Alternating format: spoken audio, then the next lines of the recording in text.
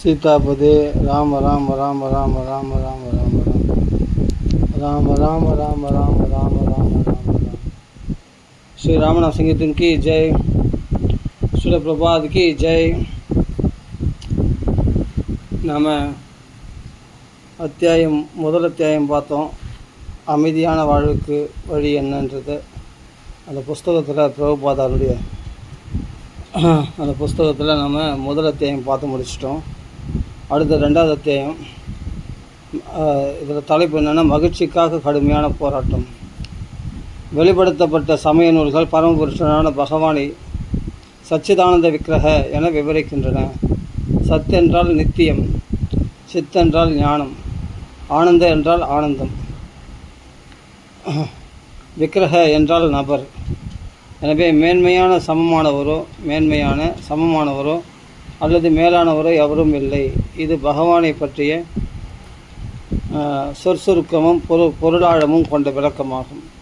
இந்த சச்சிதானந்த விக்கிரக அப்படின்றதுக்கு அர்த்தம் என்னன்னா, சத்துனா நித்தியமானது, சித்துனா ஞானம், ஆனந்தம்னா ஆனந்தம்னு அர்த்தம், விக்கிரகனா நபர்.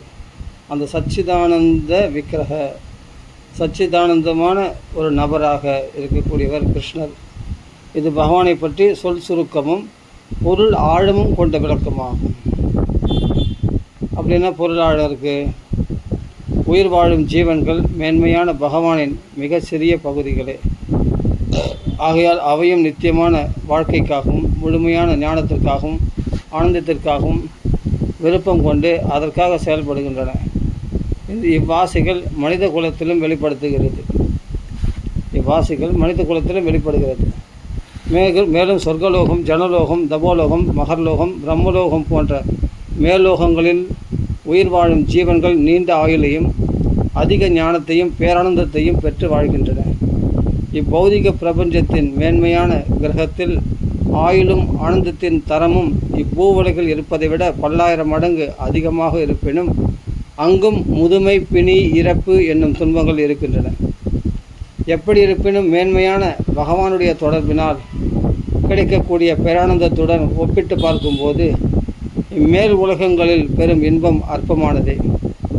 அருவமான பிரம்மனை உணர்வதால் பெறப்படும் இன்பம் ஒரு துளி நீரெனில், மேன்மையான பகவானுடன் பல்வேறு வகையான உறவுகள் பூண்டு தொண்டாற்றுவதனால் பெறப்படும் இன்பம் பெருங்கடலுக்கு சமமானதாகும். ஒவ்வொரு ஜீவனும் இப்பௌதிக உலகின் உயர்பட்ச மேலான இன்பத்தை நுகர விரும்பினாலும் அனைவரும் இங்கு இன்பம் இல்லாமலே இருக்கிறார்கள். நீண்ட ஆயுள் இருப்பினும் இந்த சந்தோஷமற்ற நிலை மேல் உலகங்களிலும் உள்ளது.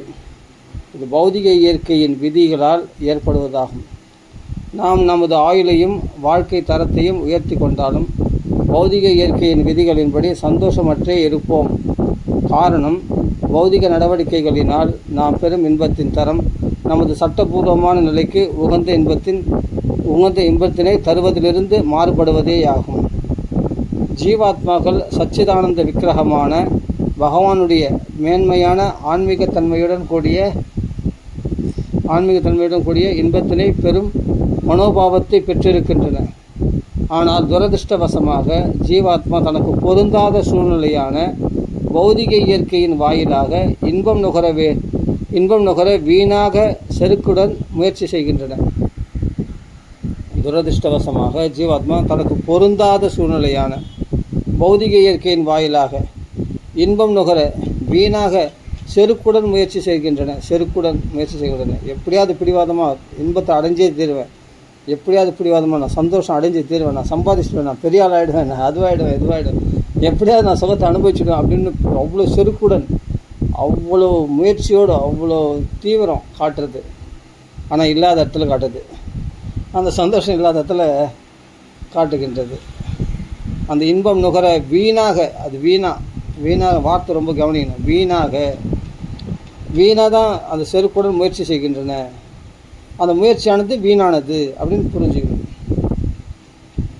அப்போது ஒரு வார்த்தை போட்டால் பாருங்க, பொருந்தாத சூழ்நிலையான, நல்லா புரிஞ்சுக்கணும். இந்த வார்த்தைலாம் ரொம்ப அருமையான வார்த்தை. பொருந்தாத சூழ்நிலையான உண்மையிலே நமக்கு பொருந்திய சூழ்நிலை கிடையாது. இந்த உலகத்தில் வந்து நமக்கு பொருத்தமான சூழ்நிலை எதுவுமே கிடையாது. பொருந்தாத சூழ்நிலையில் தான் நாம் பௌதிக இயற்கையின் வாயிலாக இதில் எப்படியாவது ஒரு சுகம் நம்மளுக்கு கிடச்சிடும் இந்த உலகத்தில் அப்படின்னு நம்ம ரொம்ப வீணாக செருக்குடன் முயற்சி செய்கின்றன.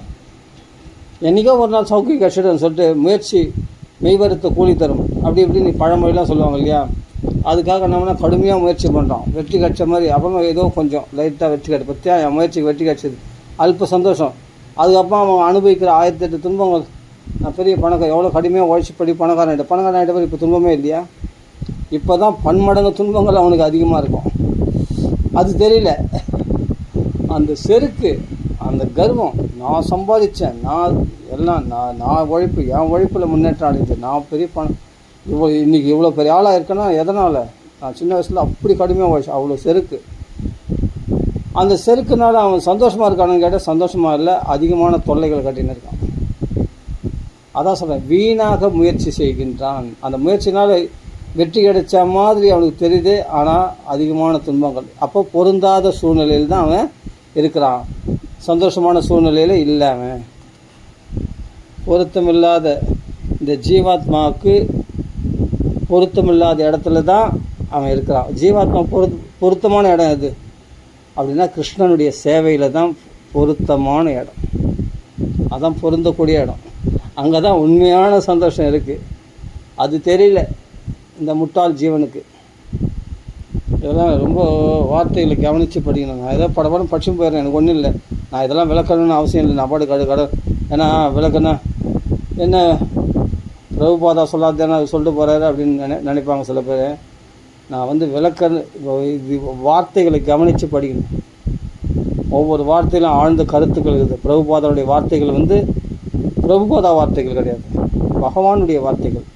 பகவான்கிட்டருந்து பிரம்மதேவர்கள் வந்தது, பிரம்மதேவர் நாரதத்திலிருந்து வியாசத்திலிருந்து மத்வாச்சாரியார் வழியில் வர அந்த உருஷிட பரம்பரையாக வரக்கூடிய சைதன்ய மகாபிரபு, அந்த வழியில் வரக்கூடிய சில பிரபுபாதா வரைக்கும் அதுக்கு கீழே உள்ள சிஷ்யர்கள் மூலமாக இப்படி மொழிபெயர்த்து நம்ம தமிழில் இப்படி வந்திருக்கு. ஆனால் குருஷிட பரம்பரையாக வரக்கூடிய விஷயம் இது பிரபுபாதனுடைய வார்த்தைகள் மட்டும் நினைக்காதீங்க. பிரபுபாதா தன்னுடைய குருமார்கள் சொல்லிக் கொடுத்த விஷயத்துலேருந்து எடுத்து சொல்கிறார்.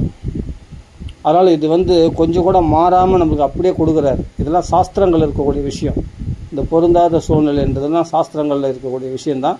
நமக்கு எளிமையாக அவர் இங்கிலீஷில் போட்டார், அதுபோல் தமிழில் டிரான்ஸ்லேஷன் பண்ணி நம்மளுக்கு கொடுத்துருக்காங்க. இது புரிஞ்சிக்கணும். அதனால் வார்த்தைகள், ஏன்னா இது வந்து என்னென்னா சாஸ்திரம், இதெல்லாம் சாஸ்திரத்துலேருந்து நம்மளுக்கு எடுத்து கொடுக்குறாங்க. அப்படின்னா பூரணமானது பகவான்கிலேருந்து வந்தது. தஸ்மாத் சாஸ்திரம் பிரமாணம் காரிய வியவஸ்திதம். நம்மளுக்கு சாஸ்திரம்தான் பிரமாணம், நம்ம செய்யத்தக்கது எது செய்யக்கூடாது எது எல்லாமே. அதனால் பிரபுபாதா சொல்கிறதெல்லாம் தன் சொந்த கருத்து கிடையாது, ஒன்று கூட கிடையாது சொந்த கருத்து. எல்லாம் சாஸ்திரங்கள்லேருந்து தான் கோட் பண்ணி சொல்கிறார் அவர். நம்மளுக்கு புரியும் வகையில் எளிமையாக சொல்கிறார். இதுதான் விஷயம். அப்போ நம்ம பூரணமான இந்த விஷயத்தை புரிஞ்சுக்கிட்டால் இதுதான் கன்க்ளூஷன், இதுதான் முடிவு. அப்போ இதை தெரிஞ்சுக்கிட்டு நீ முயற்சி பண்ணுவியா? தெரிஞ்சுக்கிட்டு நீ அந்த அஜ்ஞானத்தில் ஓடி உழைப்பி கஷ்டப்படுவியா? நீ கஷ்டப்பட மாட்டேன். ஏன்னா அஜ்ஞானத்தில் எது வரைக்கும் இருக்க முடியும்னா ஞானம் உதயமாகிற வரைக்கும் அஜ்ஞானத்தில் இருக்கலாம்.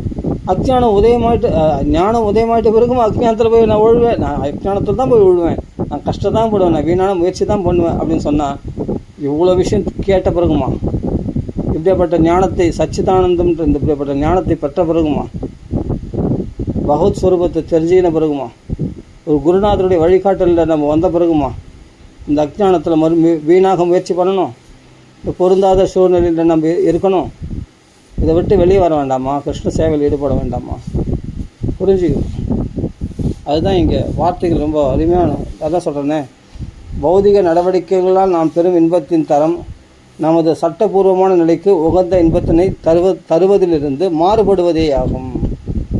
நமது சட்டபூர்வமான நிலைக்கு உகந்த இன்பத்தினை தருவதிலிருந்து மாறுபடுவது. அப்போ சட்டபூர்வமான நிலை என்ன அப்படின்னா கிருஷ்ண சேவை.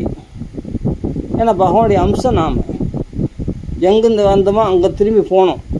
அப்போ தான் நம்மளுக்கு உண்மையான சந்தோஷம் அங்கே கிடைக்கும்.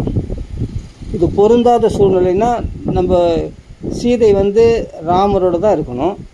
ஆனால் பொருந்தாத சூழ்நிலை எது? லங்கையில் இருக்கிறது. அப்போ அந்த ராட்சசிகள் நடுவில் இருக்கிறது இது பொருந்தாத சூழ்நிலை. அப்படின்னா என்ன, இங்கே யாருமே தெரியாது அவளுக்கு, சீதைக்கு. அவருடைய உறவினர்கள்லாம் எங்கே இருக்காங்கன்னா அயோத்தியில் இருக்காங்க. அவங்க மாமனார் மாமியார், அப்புறமா மாமனார் போயிட்டார், சரி மாமியார் இருக்காங்க, மச்சனார் இருக்காங்க, எல்லாம் தன்னுடைய கணவன் ராமன் எல்லாமே, அதெல்லாம் வந்து அவர்கள் உறவினர்கள் அங்கே. அதுதான் தன்னுடைய சொந்த இடம். இது சொந்தமில்லாத இடம், இது பொருந்தாத இடம். அது மாதிரி தான் இந்த பூலோகத்தில் நாம் தள்ளப்பட்டிருக்கிறோம். இங்கே வந்து இவர்கள் நன்றி கெட்டவர்கள், இவங்க நம்மளுக்கு உதவி மாட்டுறாங்களே, நம்ம எவ்வளோ உதவி பண்ணியிருப்போம் அப்படின்னா சொல்கிறது வேஸ்ட்டு. ஏன்னா அது உண்மையான உறவு கிடையாது, இதெல்லாம் டூப்ளிகேட் உறவு இதெல்லாம். அப்போ இவர்களிடத்துலேருந்து நீ சந்தோஷத்தை எதிர்பார்க்கறது உன்னுடைய முட்டாள்தனம். அதான் புரிஞ்சுக்கணும். இது வந்து பொருந்தாத சூழ்நிலை. அதனால் இங்கே என்ன சொல்கிறாரு, பௌதிக இயற்கையின் விதிகளின்படி சந்தோஷமற்றே இருப்போம். ஏன்னா இந்த பௌதிகமான சூழ்நிலை இயற்கைப்படி என்னன்னா, இது சந்தோஷமற்ற இடமாக தான் இது சிருஷ்டிக்கப்பட்டிருக்கிறது. இந்த பூலோகம் இதில் சந்தோஷம் கிடையாது. அப்படின்னும் போது இந்த இடத்துல போய் சந்தோஷம் எதிர்பார்த்தா, நீ எதிர்பார்க்க வேண்டிய இடம் வைகுண்டத்துலலாம் எதிர்பார்க்கணும், கிருஷ்ணர் இடத்துலலாம் போய் எதிர்பார்க்கணும். அதை விட்டுட்டு இங்கே வந்து ஏங்களை வந்து எதிர்பார்த்தா பௌதிக இயற்கை என்ன சொல்லலாம்? அடப்போடா, நீ என்னை வந்து ஜெயிச்சுன்னு பார்க்குற, இந்த பூமியை நீ ஆளன்னு பார்க்குற, இந்த பூமியை எத்தனையோ பேர் ஆண்டுட்டு இந்த பூமியிலே மண்ணோட மண்ணாக போயிட்டான், நீ என்ன புதுசாக நீ ஆள போகிற? இந்த இடம் எந்து, இந்த இடம் எந்து, இவ்வளோ பெரிய ஏக்கர் எந்து, நான் பெரிய நிலம் வாங்கிட்டேன், பெரிய பங்களா கட்டேன், பெரிய டவராக கட்டுறேன், நான் ஒன்றுமே இல்லை, அதே மண்ணில் தான் நீ மடிய போகிற. அப்போது இந்த பௌதிக இயற்கை வந்து துக்காலயம். அதே சமயத்தில் இதில் ஏதாவது பொருள் வந்து இருக்குன்னா அது அசாஸ்பதம், நிரந்தரம் இல்லாத சௌக்கியம், அதில் கிடைக்கிற சௌக்கியம். ஏன்னா இதனுடைய இயற்கை, இதனுடைய தன்மை அதுதான். பௌதிக இயற்கையின் விதிகளின்படி சந்தோஷமற்றே இருப்போம் அப்படின்னா அதனுடைய இயற்கையின் விதிகள் அதுதான். அதுதான் வெளிப்படுத்தும். அதுக்கு மாறாக செயல்படாது இந்த பௌதிக இயற்கையானது. காரணம், பௌதிக நடவடிக்கைகளினால் நாம் பெறும் இன்பத்தின் தரம் நமது சட்டபூர்வமான நிலைக்கு உகந்த இன்பத்தினை தருவதிலிருந்து மாறுபடுவதே ஆகும். அப்போ இந்த உலகத்தில் கிடைக்கக்கூடிய அற்ப சௌக்கியமானது நம்ம உண்மையான சௌக்கியத்துக்கு ஆப்போசிட், நேர் எதிர்மறையானது. உண்மையான சௌக்கியம் என்னன்னா, சீதை ராமனோடு சேர்ந்தால் தான் உண்மையான சௌக்கியத்தை அனுபவிப்பாகும்.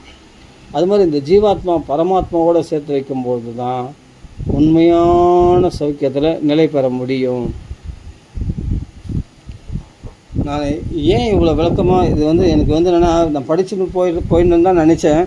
ஆனால் இது புரியாத சில பேருக்கு, அதனால் கொஞ்சம் நம்ம எடுத்து கொஞ்சம் விளக்கமாக சொல்ல வேண்டியிருக்கு.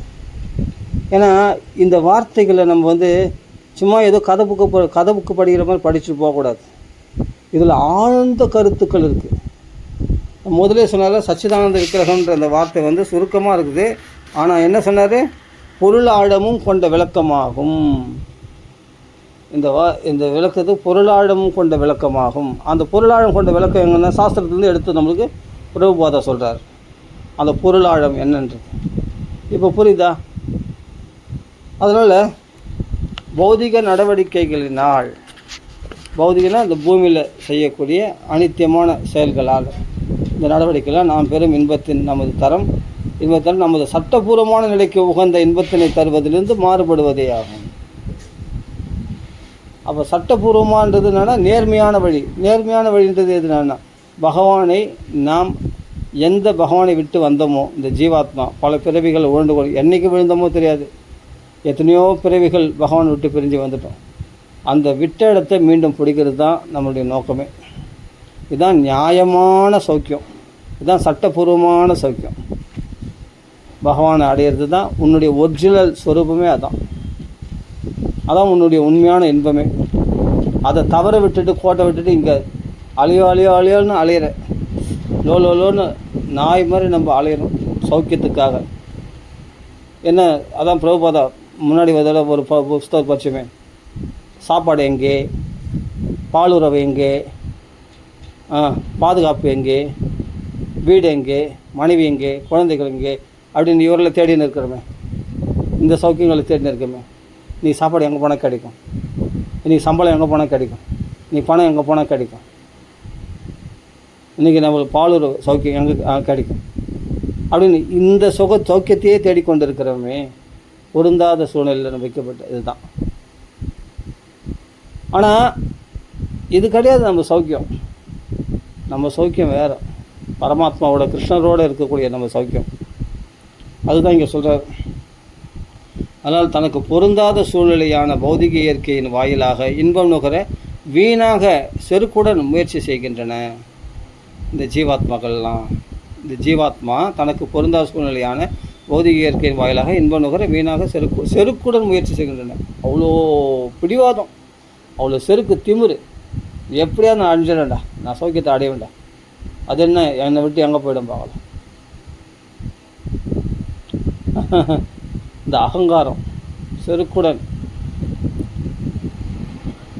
நீ நஷ்டமாயிட்டேன், எப்படியாவது விட்ட காசு நான் மறுபடியும் பிடிப்பேன். ஒரு சூதாடுறானா விட்டான்னா மறுபடியும் என்னன்னா இன்னும் 2 மடங்காக காசு வச்சுப்போம், எப்படியா பிடிச்சிப்பேன், எப்படியா ஒரு கட்சியில் பார்த்தா மொத்தம் மனைவியுடைய தாலி கூட வச்சு அடமானம் வச்சு சூதாடுறவங்களாம் உண்டு இல்லையா? வீட்டு சொத்து பத்திரம்லாம் வச்சு சூதாடுறவங்க உண்டு. கட்சியில் போண்டியாக போயிடுறான். ஏன்னா அவ்வளோ செருக்கு, பிடிவாதம், அது வெறி ஏற்றுது. எப்படியாவது விட்டதை பிடிக்கணும். நடக்காது. இது இந்த பூலோகத்தில் நடக்காது. அதனால் சரி, அப்படியே நம்ம சம்பாதிக்கணும், இது போதாது, அந்த சம்பளம் பத்தாது, எதிர்காலத்துக்கு சேர்த்து வைக்கிறதுக்கு பத்தாது அப்படின்னு இன்னும் உழைக்கணும். அதான் செருக்கு. கொஞ்சம் எஃபர்ட் போட்டு நைட் ஷிஃப்ட்டு, டே ஷிஃப்ட்டு, இன்னும் கொஞ்சம் அந்த என்ன சொல்லுவாங்க, கொஞ்சம் எக்ஸ்ட்ரா உழைப்பாங்களே, அது பேர் என்னது, அது சொல்லுவாங்க. அது மாதிரி கொஞ்சம் எப்படியாவது அதிகபட்சமாக உழைச்சாவது நம்ம பணத்தை சேர்த்து வைக்கணும். நகைகள் இப்போ பார்த்தா 1 லட்சத்துக்கு மேலே ஆகிப்போச்சு நகை. ஒரு சவரம் நகை 1,25,000 அந்த அளவுக்கு ஆகிப்போச்சு ஒரு சவரம். இன்னும் எப்படியாவது இன்னும் நிறைய நகை சேர்த்து வச்சு கல்யாணம் பண்ணி வைக்கணும், பொண்ணுங்களுக்கு பிள்ளைங்களுக்கு அப்படின்னு நிறைய சேர்த்து வைக்கணும். இன்னும் கொஞ்சம் ஓவர் டைம் இன்னும் கொஞ்சம் உழைச்சி எப்படியாவது அது செருக்கு, அந்த அடையணும். நடக்காத ராஜா. ரொம்ப கஷ்டப்பட்டு அப்படி சேர்த்து வச்சு என்ன சந்தோஷம் கிடைக்க போகுது?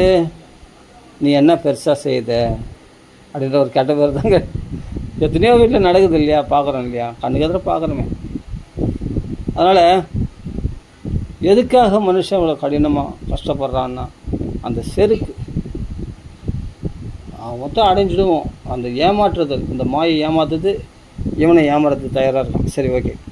அதனால் நான் நிலத்தில் எத்தனை வசதி செய்து தரப்பட்டாலும் நீரிலிருந்து வெளியேற்றப்பட்ட மீன் இன்பமாக வாழாது.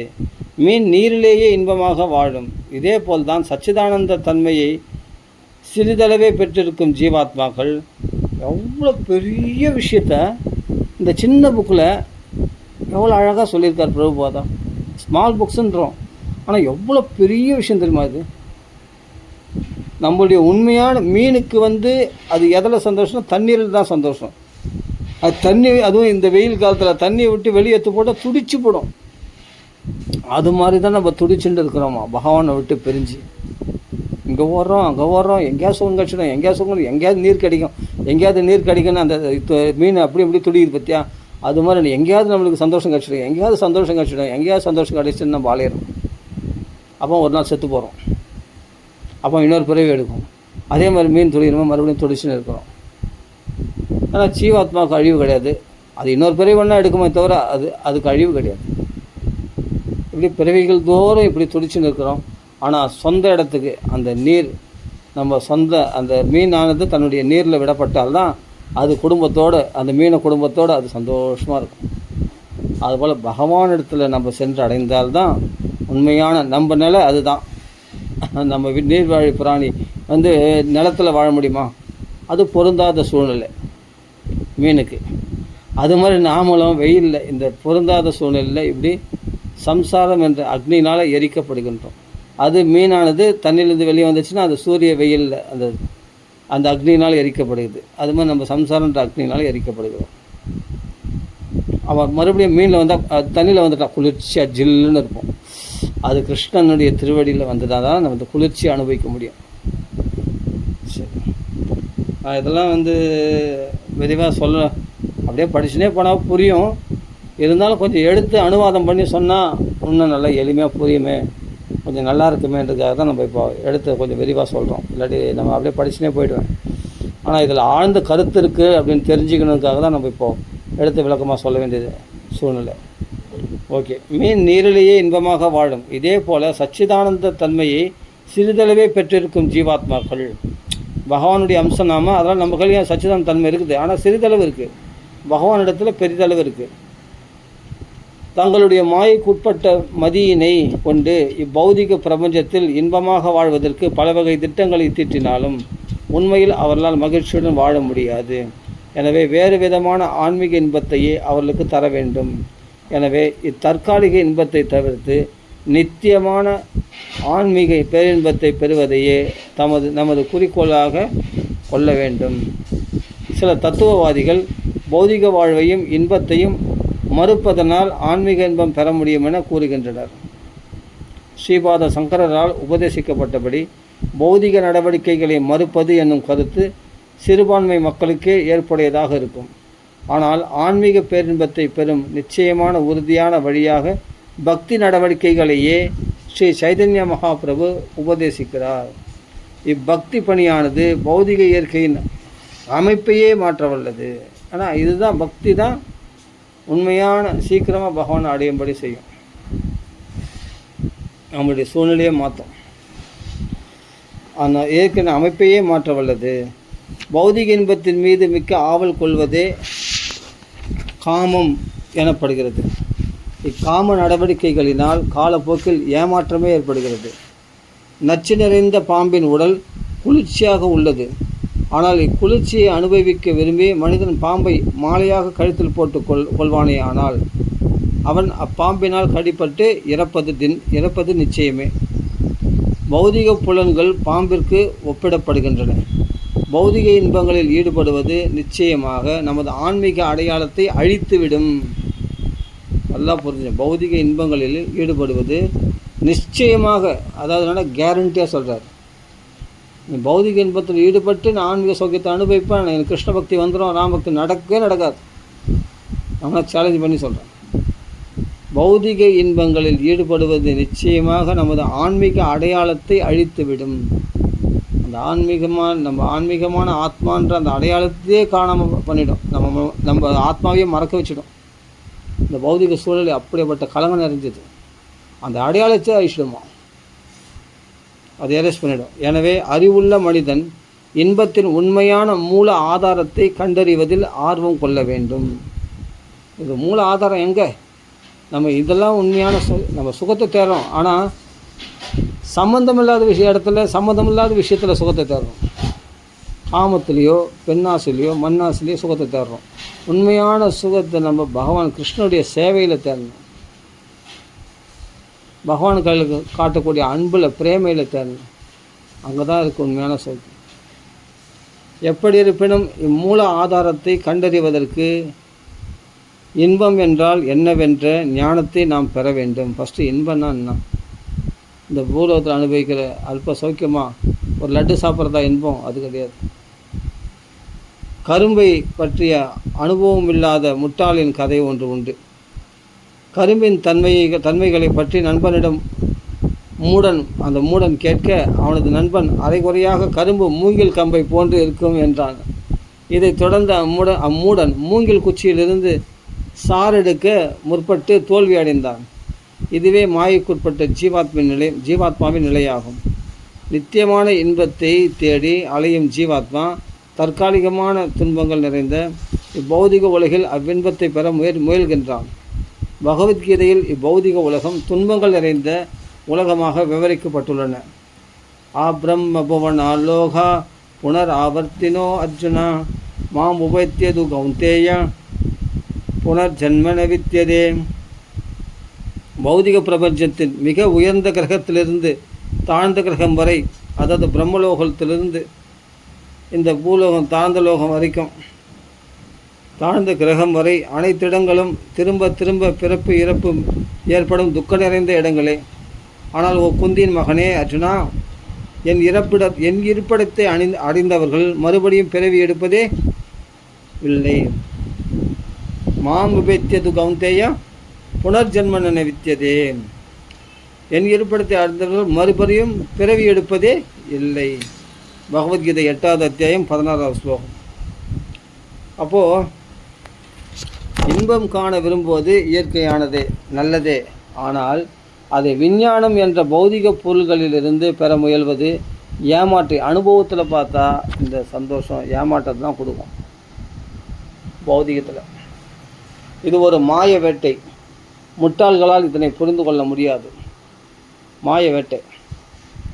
அதை அடையணும், இதை அடையணும், அதை சாப்பிடணும். ஒரு வேட்டையாடுறோம், போய் அதை சாப்பிடணும், கண்டதை ஃபாஸ்ட்டு ஃபுட்டில் சாப்பிடணும், வேட்டையாடணும். அதான் அது ஒரு மாய வேட்டை. முட்டாள்களால் இதனை புரிந்து கொள்ள முடியாது. பௌதிக இன்பத்தை விரும்புபவன் எவ்வாறு அவ்வெண்ணத்தால் ஆட்கொள்ளப்படுகிறான் என்பது பகவத்கீதையில் விளக்கப்பட்டுள்ளது. இதம் அத்திய மாயா லப்தம் இமம் பிராப்சே மனோரதம் இதம் அஸ்தீதம் அபினே பவிஷ்யதி புனர்தனம். இன்று என்னிடம் இவ்வளவு செல்வம் உள்ளது, எனது திட்டங்களால் மேலும் செல்வம் பெறப்போகிறேன். இப்பொழுது என்னுடையதாக இருக்கும் இவ்வளவு செல்வமும் வருங்காலத்தில் மேன்மேலும் பெருகும் என அரக்கத்தன்மை உள்ளவன் நினைக்கிறானாம். இது பகவத்கீதையில் 16வது அத்தியாயத்தில் 13வது ஸ்லோகத்தில் சொல்லப்பட்டிருக்குது. நாத்திகமான கடவுளற்ற நாகரிகம் நமது புலன்களை திருப்திப்படுத்துவதற்காக கண்டுபிடிக்கப்பட்ட விவகாரமாகும். நாத்திகமான கடவுளற்ற நாகரிகம் நமது புலன்களை திருப்திப்படுத்துவதற்காக கண்டுபிடிக்கப்பட்ட விவகாரமாகும். புரிஞ்சுங்களா? அதுதான் நாத்திகம். எனவே தான் கடவுளை நம்புறவனா இருந்தால் புலன் திருப்திப்படுத்த மாட்டான். கடவுளை நம்புறான் இருந்தால் கடவுளை திருப்திப்படுத்துவான். அவன் தான் கடவுளை நம்பலே. அதான் நாத்திகத்தன்மை. அவன் தான் புலன் இன்பங்களில் அவன் தேடுறான் சௌக்கியத்தை, ஆனால் கிடைக்காம கஷ்டப்படுறான். எனவே தான் இப்பூத உடலை பராமரிப்பதற்காக பணத்தின் மீது பற்றுக்கொண்டு பித்தர்களாக அலைகிறோம். பணம் புலன்களை திருப்திப்படுத்தும் பண்டங்களை பெறுவதற்கான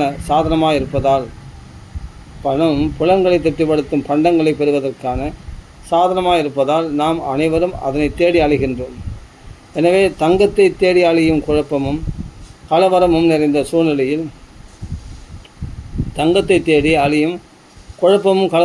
சூழ்நிலையில் அமைதியை எதிர்பார்ப்பது பகற்கனவே ஆகும். ஏன்னா இவங்களாம் தங்கம் பொருள் பணம் தேடுற இடத்துல போய் நம்ம அமைதி சந்தோஷம் எங்கே கிடைக்கும்? அது முட்டாள்தனம், அது பகல் கனவாகும் அப்படின்றது. இரவில் கனவு கண்டால் பழிக்கணுவாங்க, பகல் கனவு பழிக்காதுன்னுவாங்க. அது மாதிரி கதை தான் இருக்குது. இது பழிக்காத விஷயம். உண்மையிலே சந்தோஷம் அமைதி கிடைக்காதுன்னு அர்த்தம். இவங்க தான் தங்கம் எங்கே, பொண்ணு எங்கே, பணம் எங்கே அப்படின்னு தேடி அலையிறாங்களே, இவர்களுக்கே அது அமைதின்றதே பகல் கனவு போல இவங்களுக்கு அப்படின்றது. புலன்களை திருப்திப்படுத்துவதற்கான விருப்பம் சிறிதளவே இருப்பினும் அமைதி என்பது நம்மிலிருந்து வெகு தூரத்தில் விலகியே நிற்கும். ஏனெனில் பகவானின் நித்திய சேவகர்களாக இருப்பதுவே நம் அனைவரின் இயற்கை தன்மையாகும். இதனால் நமது சுய விருப்பங்கள் எதிலும் இன்பம் காண முடிவதில்லை. எனவே நமது புலன்களை பகவானுக்கான தெய்வீக தொண்டாற்றுவதில் எவ்வாறு ஈடுபடுத்துவது என்பதை அறிய வேண்டியது நமது அத்தியாவசிய கடமையாகும். மேலும் பகவானின் விருப்பத்தை பூர்த்தி செய்வதற்காகவே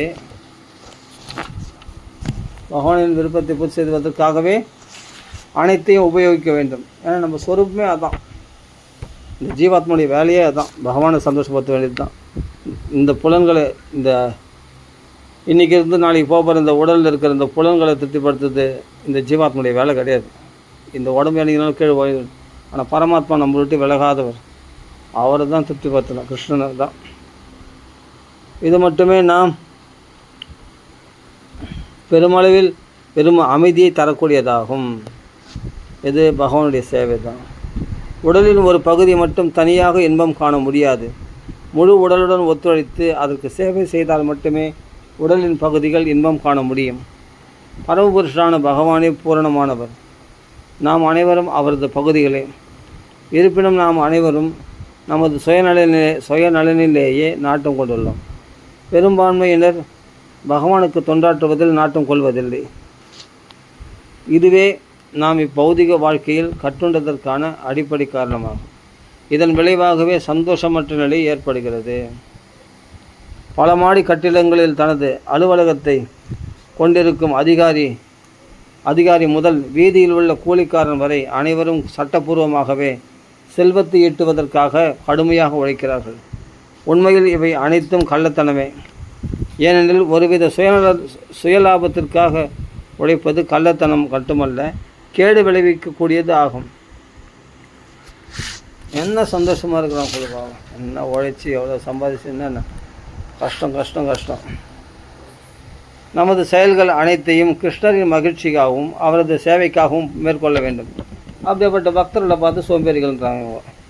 இவர்கள் வந்து என்னென்னா சந்தோஷமாக இருக்கிற மாதிரி இவர்கள் செல்வத்தெல்லாம் சேர்த்துட்டு இவர்கள் அனுபவிக்கிற துன்பம் இல்லாமல் இவங்க சந்தோஷமாக ஆடி பாடி ஹரே கிருஷ்ணான்னு சொல்லி குதிக்கிறாங்களே, அதை பார்த்து பொறாமல். அதனால் என்ன பண்ணுறாங்க, இவங்களாம் சோம்பேறிங்க, வேலை வெட்டி இல்லாமல் இவங்க வந்து பக்தி பண்ணுறாங்க அப்படின்ட்டு சில பேர் சொல்கிறாங்க.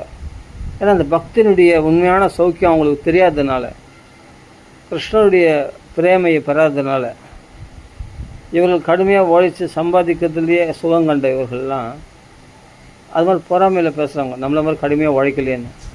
இவர்களுக்கு அனுபவிக்கிற கஷ்டம் இவங்க அனுபவிச்சது போதாமல் மற்றவங்களுக்கால திணிக்கிறாங்க பாருங்கள். அவங்களும் நம்ம மட்டும் துன்பம், இவங்க மட்டும் சந்தோஷமாக இருக்காங்களே, நம்ம எப்படி துக்கப்படுறோமோ அதுபோல் அவங்களும் துக்கப்படணும், கஷ்டப்படணும், கடுமையாக உழைக்கணும், நம்மள மாதிரி கஷ்டப்படணும்.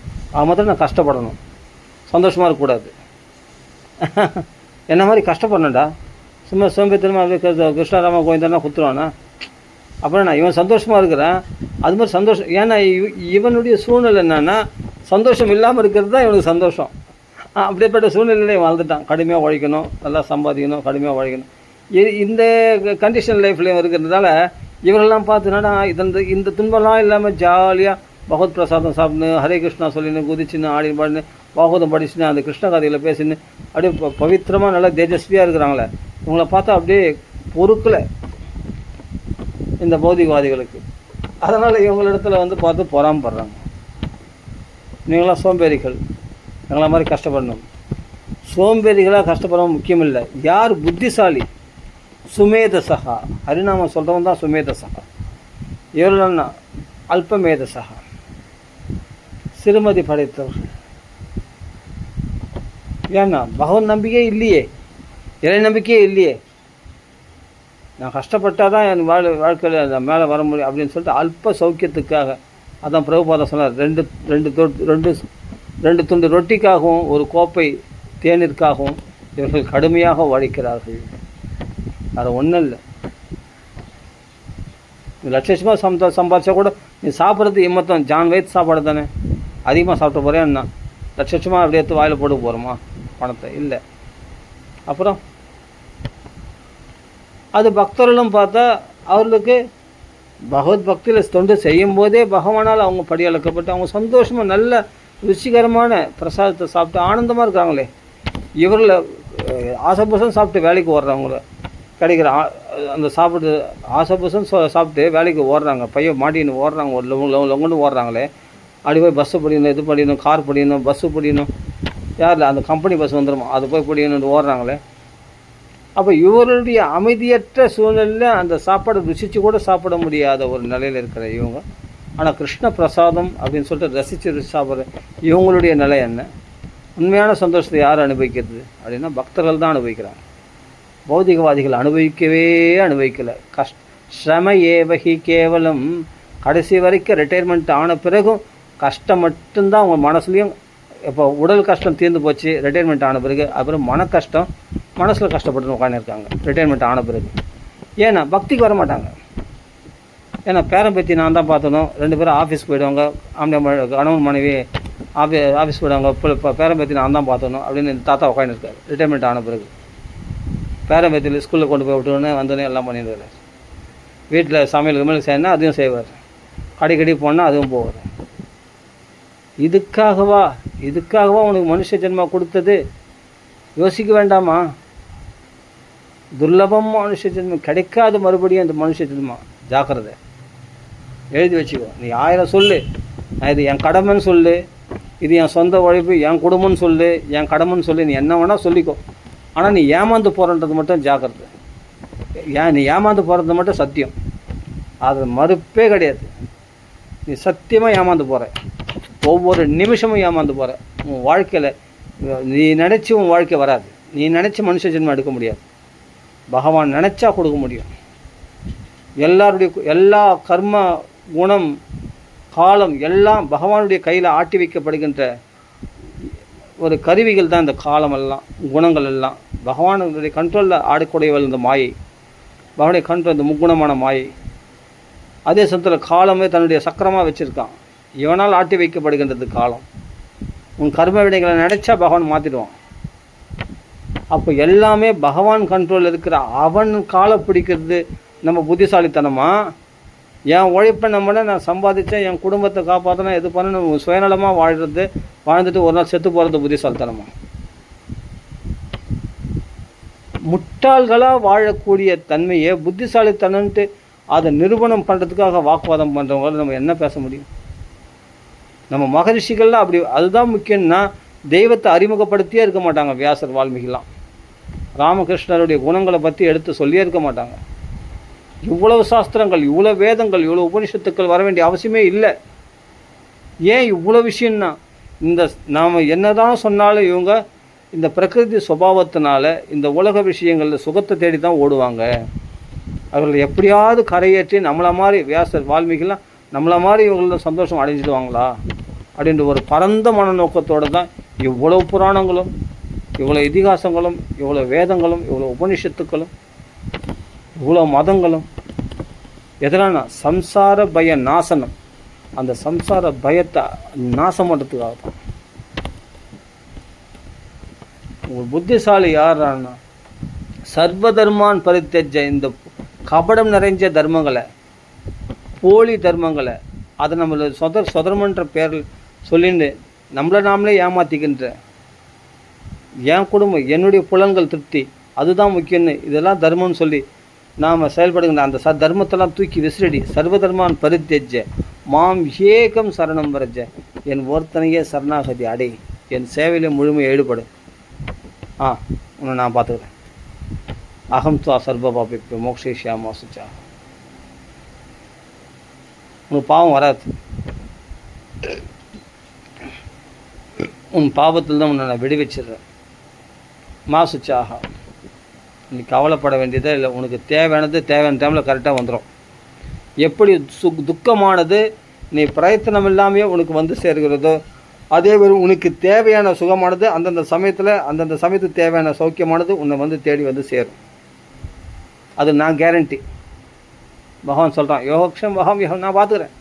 ஆனால் நீ அனஞ்ச சித்த என்னுடைய சேவையில் பரிபூர்ணமாக ஈடுபடு. மாம் ஏக்கம் சரணம் பரிச்சு. அதுதான் இங்கே சொல்கிறார். அப்போது இங்கே நம்ம என்ன படித்தோம்?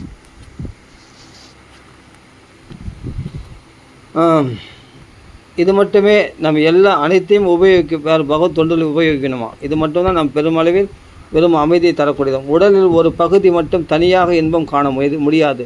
முழு உடலுடன் ஒத்துழைத்து அதற்கு சேவை செய்தால் மட்டுமே உடலின் பகுதிகள் இன்பம் காண முடியும். பரமபுருஷான பகவானே பூரணமானவர். நாம் அனைவரும் அவரது பகுதிகளே. இருப்பினும் நாம் அனைவரும் நமது சுயநலனிலேயே நாட்டம் கொண்டுள்ளோம். பெரும்பான்மையினர் பகவானுக்கு தொண்டாற்றுவதில் நாட்டம் கொள்வதில்லை. இதுவே நாம் இப்பௌதிக வாழ்வில் கற்றுண்டதற்கான அடிப்படை காரணமாகும். இதன் விளைவாகவே சந்தோஷமற்ற நிலை ஏற்படுகிறது. பல மாடி கட்டிடங்களில் தனது அலுவலகத்தை கொண்டிருக்கும்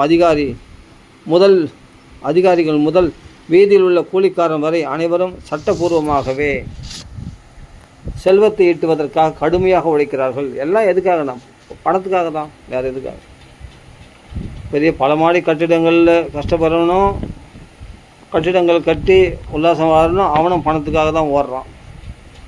வீதியில் கூலிக்காரன் எல்லா தோட்டி வேலை செய்கிறவங்களாம் கூட பணத்துக்காக தான். வேறு என்ன? செல்வத்தை ஈட்டுவதற்கான கடுமையாக உழைக்கிறார்கள். உண்மையில் இவை அனைத்தும் கள்ளத்தனமே. ஏனெனில் ஒருவித சுயலாபத்திற்காக தானே, நம்ம சுயநலத்துக்கு, நம்ம வயிற்ற நிரப்பத்துக்காக தானே இவ்வளோ கடுமையாக உழைக்கிறோம். மொத்தம் இதில் சுயநலம் இருக்கு. சுயலாபத்திற்காக உழைப்பது கள்ளத்தனம் மட்டுமல்ல, கேடு விளைவிக்கக்கூடியதாகும். நமது செயல்கள் அனைத்தையும் கிருஷ்ணரின் மகிழ்ச்சிக்காகவும் அவரது சேவைக்காகவுமே மேற்கொள்ள வேண்டும். பரமபுருஷான பகவானுடைய தெய்வீக தொண்டில் ஈடுபடாதவர்கள் அனைவரும் நித்தம் தாங்களே பெருமளவில் பணம் ஈட்டுவதாக தவறாக நினைக்கிறார்கள். ஆஷாபாஷாச சதைர் பத்ததா காம குரோத பராயணா ஈகந்தே காம போகார்த்தம் அந்யாயேனார்த்த சஞ்சயான் போகார்த்தம். பல்லாயிரக்கணக்கான விருப்பங்களாலும் காமத்தாலும் கோபத்தாலும் பிணைக்கப்பட்டவர்கள் புலன்களை திருப்திப்படுத்துவதற்காக தவறான வழிகளில் பணம் சேர்க்கிறார்கள். பகவத்கீதை 16 அத்தியாயம் 22 ஸ்லோகம். இதன் விளைவாக இவ்வுலகில் பணப்பற்றாக்குறை இல்லை எனினும் அமைதியை காண்பது அரிதாகிறது. பெருமளவில் பொருள் சேர்க்கும் திறனை வளர்த்து கொள்ளும் வகையில் பொதுமக்கள் தங்களது சக்திகளை திசை திருப்புகிறார்கள். ஆனால் காலப்போக்கில் கட்டுப்பாடற்ற தவறான இப்பணப்பெருக்கம் முரணானதொரு பொருளாதாரத்தை உலகில் உருவாக்குகிறது. இத்தகு பொருள் சேர்ப்பதன் நோக்கத்தையே முறியடிக்கும் வகையில் பெரிய விலை உயர்ந்த ஆயுதங்களை தயாரிக்க இப்பணம் நம்மை தூண்டுகிறது. இப்போ நடந்த பொருளோடு அப்படி தான் இருந்தது. அது ஆரம்பத்திலேயே 70லேயே சில பிரபாதா சொல்லிட்டார். எதுக்காக? ஆயுதங்களுக்காக பணத்தை செலவு பண்ணுறோமோ, ஒருத்தர் அழிச்சிக்கிறதுக்காக. செல்வ செழிப்பு மிகுந்த பெரும் நாடுகளின் தலைவர்கள் உண்மையில் இப்போ பார்த்தா ஒரு வல்லரசு நாடு மற்ற நாடுகள் அடிமைப்படுத்துறதுக்காக பணத்தை நிறைய பொருளாதாரத்தை செலவு பண்ணிச்சு. வீணாக தேவையில்லாத மக்கள்லாம் கூட கொடி பிடிச்சி போராடினாங்க இல்லையா? அப்போ நம்ம பணம் எப்படி, அந்த பணம் எப்படி व्यर्थமாக வீணாக போகுது பாருங்கள். நல்ல விஷயத்துக்கு பயன்பட வேண்டிய பணம் இப்படி ஆயுதங்களை தயார் பண்ணி ஒருத்தர் அழித்து கொள்வதற்காக பயன்படுது பாருங்கள் பணம். இதுதாங்க, இப்படி தான் நம்ம துஷ்பிரயோகம் பண்ணுறோம் நம்ம சுதந்திரத்தை. செல்வ செழிப்பு மிகுந்த பெரும் நாடுகளின் தலைவர்கள் உண்மையில் அமைதியை அனுபவிக்க இயலாமல் அணு ஆயுதங்களினால் ஏற்படக்கூடிய தவிர்க்க முடியாத அழிவிலிருந்து தங்களை பாதுகாத்து கொள்வதற்கான திட்டங்களையே தீட்டுகின்றனர். உண்மையில் அபாயகரமான ஆயுதங்களை தயாரிப்பதற்கான ஆராய்ச்சியிலேயே இவர்கள் பணத்தை விரயமாக்குகிறார்கள். ஆராய்ச்சிகளுக்காக பெருமளவில் பணத்தை விரயம் செய்வதோடு அல்லாமல் பல உயிர்களையும் பணயம் வைக்கிறார்கள். எவ்வளோ பேர் சாகிறாங்க, யோசிச்சு பாருங்கள். என்ன இதெல்லாம் அநியாயம்! இதனால் எவ்வளோ பாவங்கள் சேர்த்து இதில் ஈடுபடுறவங்களுக்கு. இவ்வாறாக அனைத்து நாடுகளும் கர்ம விதிகளால் பிணைக்கப்படுகின்றன. புலன்களை திருப்திப்படுத்தும் எண்ணத்தால் உந்தப்பட்ட மனிதன் ஈட்டும் செல்வத்தை மனித குலத்தின் அழிவிற்கே பயன்படுத்துகிறான். இவ்வாறாக இயற்கையின் நியதியால் மனித குலத்தில் சக்தி அனைத்தும் விரயமாக்கப்படுகிறது. இதற்கு காரணம் அனைத்து சக்திகளுக்கும் உண்மையான முதலாளியான பகவான். அப்போ பிரபுபாத காலத்திலேயே இந்த அணு ஆயுதங்கள் கண்டுபிடிக்கிறது, அணு ஆயுதங்களை தயாரிக்கிறது, போர்கள் நடக்கிறது, இதுக்கு தேவையான ஆயுதங்களை செய்துக்கிறதுலாம் அப்போவே 2வது உலக போரில் காலத்தில் நினைக்கிறேன் சில பிரபுபாதர் அப்போவே இதெல்லாம் சொல்லியிருக்கா பாருங்கள். ஒருத்தர் அழிச்சிக்கிறதுக்காக பணத்தை செலவு பண்ணுறாங்க, இந்த பொருளாதாரத்தை வீணடிக்கிறார்கள். அனைத்து சக்திகளுக்கும் உண்மையான முதலாளியான பகவானிடம் மனிதன் அன்பு செலுத்தாததே ஆகும். அதுதான் உள்ள தன்பு. இவ்வாறாக இயற்கையின் நியதியால் மனித குலத்தில் சக்தி அனைத்தும் விரயமாக்கப்படுகிறது. இதற்கு காரணம் அனைத்து சக்திகளுக்கும் உண்மையான முதலாளியான பகவானிடம் மனிதன் அன்பு செலுத்தாததே ஆகும். செல்வம் அதிர்ஷ்ட தேவதையான லட்சுமியின் வடிவில் வணங்கப்படுகிறது. ஆனால் அனைத்து உயிர்வாழ் ஜீவன்களுக்கும் மூலாதாரமான ஸ்ரீமன் நாராயணனுக்கு தொண்டாற்ற வேண்டியதே ஜீவன்களது நிலையாகும். மக்கள் லட்சுமி தேவியின் வழிகாட்டுதலின்படி நாராயணனுக்கு தொண்டாற்றவே உள்ளனர். நாராயணனுக்கு தொண்டாற்றாமல் உயிர் வாழும் ஜீவன்கள் அதிர்ஷ்ட தேவதையை அனுபவிக்க முடியாது. மேலும் அதிர்ஷ்ட தேவதையை அவ்வாறு அனுபவிக்க யாரேனும் முயற்சிப்பார்களே ஆனால் அவர்கள் நிச்சயமாக இயற்கையின் விதிகளால் தண்டிக்கப்படுவார்கள். அமைதியையும் செழிப்பையும் தருவதற்கு பதிலாக அப்பணமே அவர்களின் சீர்குலைவிற்கு காரணமாக இந்த ஆயுதங்களை தயாரிக்கிறது, ஒருத்தர் அழிச்சிக்கிறதுக்கு காரணமாக அமையும்படி இயற்கையின் விதிகள் செயல்படும். போதுமா? இந்த ஆயுதங்கள் யுத்தத்தில் மட்டும் கிடையாது, குடும்பத்துலேயும் சரி அப்படி தான். இந்த பணம் கடைசியில் என்னென்னா தன்னுடைய அழிவுக்கு அது வித்துட்டணும். கடைசியில் பார்த்தா இந்த பணத்தை குடும்பத்தில் பார்த்தா பிரச்சனை உண்டாகிடும். அண்ணன் தம்பிக்குள்ளே சொத்து தகராறு பிரச்சனை எதனால் வந்தால் இவன் பணத்தை சேர்த்து தான் வந்தது. இந்த பணம்னு சொத்துன்னு ஒன்று இல்லைன்னா அண்ணன் தம்பிக்குள்ள சண்டை ஏற்பட பார்த்தது. கடைசியில் அப்படின்னா ஒருத்தர் கொண்டுட்டு கூட அந்த பணத்தை அபகரிக்க பார்க்குறான். அப்போ இவன் சேர்த்து வச்ச பணம் இவன் அழிவுக்கே வித்தெடுக்கிறது. அதான் சொல்ல அப்படிப்பட்ட இயற்கையின் விதிகள் அப்படி செயல்படுத்தான். சட்டத்திற்கு முரணான வழிகளில் கருமிகளால் சேர்க்கப்படும் பணம் தற்போது அரசாங்கத்தால் பல்வேறு வரிகளாக பறிக்கப்படுகிறது. இப்பணம் வீண் அழிவை தரக்கூடிய பல வகை போர்களுக்காக பயன்படுத்தப்படுகிறது. எதிர்காலத்தில் ஏற்படக்கூடிய உள்நாட்டு மற்றும் வெளிநாட்டு போர்களுக்காக அது சேமிக்கப்படுகிறது. மனித வாழ்விற்கு அத்தியாவசியமாக கருதப்படும் குடும்ப அந்த காலத்துலேயே பிரபுபாத காலத்துலேயே அது மாதிரி போர்கள்லாம் ஏற்பட்டிருக்கு. அப்போது இது போல் நடக்குது. இன்றைக்கி அதே தான் நடக்குது. இந்த போருக்காக ஒருத்தர் அடிச்சுக்கிட்டு இப்படி பணத்தை வீணாக விரயமாக்குறாங்க. உள்நாட்டு மற்றும் வெளிநாட்டு போர்களுக்காக அது சேமிக்கப்படுகிறது. அதுக்காக பணத்தை சேமிக்கிறது. அதனால் மக்களிடத்தில் எல்லாம் பெட்ரோல் விலை அதெல்லாம் எல்லாத்தையும் அதிகமாக ஏற்றி வரி வசூல் பண்ணி அப்படி பணத்தை அதிகமாக அரசாங்கம் சேர்க்கிறது. வெளிநாட்டு பொருள் அது சேமிக்கப்படுகிறது. மனித வாழ்விற்கு அத்தியாவசியமாக கருதப்படும் குடும்ப பராமரிப்பு மற்றும் ஆன்மீக முன்னேற்றம் ஆகியவற்றிற்கு தேவையான பணத்தை மட்டும் ஈட்டுவதில் தற்போதைய மனிதர்கள் திருப்தி அடைவதில்லை.